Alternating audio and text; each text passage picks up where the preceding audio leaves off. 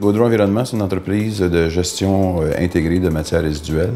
Le siège social est localisé à Victoriaville et les activités sont dans tout le centre et l'est du Québec. Et on compte au-delà de 500 employés maintenant. La problématique étant que lorsqu'on travaille tout près des convoyeurs de plancher, c'est des convoyeurs qui sont un peu plus bas que le plancher, ça amène les employés à travailler très près de ces convoyeurs-là et il est arrivé que des employés sont tombés dans les convoyeurs. Il se peut qu'on ne les voit pas, donc ils se retrouvent blessés possiblement dans le convoyeur. Les convoyeurs-là, quand ils montent la matière pour être triés sur les tables de tri, passent à travers différents équipements importants comme des séparateurs de carton.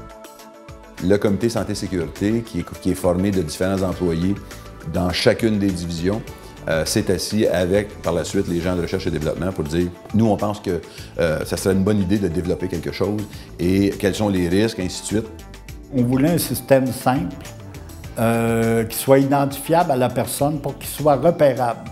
Ça veut dire que nous, on a pris des dossards de sécurité ou des bretelles de sécurité standards dans toutes les usines du Québec et les centres de tri.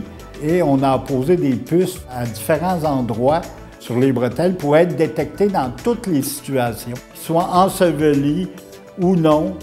Une puce RFID, en fait, c'est un élément qui envoie des signaux et le système est muni d'antennes autour des convoyeurs. Cette puce-là, elle est continuellement en contact avec l'antenne et donc, si quelqu'un tombait dans le convoyeur, la puce enverrait le signal à l'antenne, serait lu et c'est ce qui activerait l'arrêt complet du système.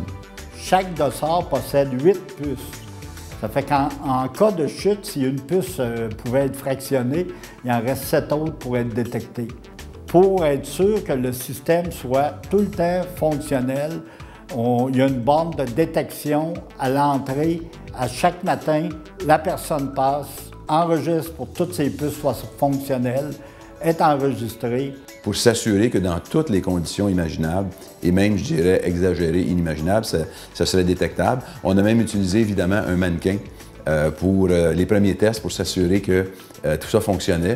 Et on l'a même testé avec un humain, parce qu'on voulait voir aussi si c'est une personne, est-ce que ça va réagir, les antennes, les détections vont se faire de la même façon.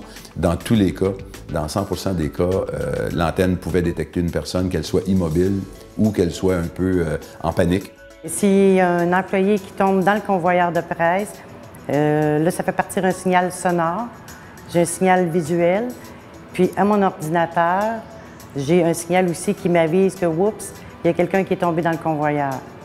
Fait qu'à partir de là, moi, je me rends au convoyeur, aller vérifier si tout le monde est bel et bien sorti. Donc, ce système, oui, on en est fiers et on espère que pour la sécurité de nos travailleurs, que ça va s'instaurer à la grandeur du Québec.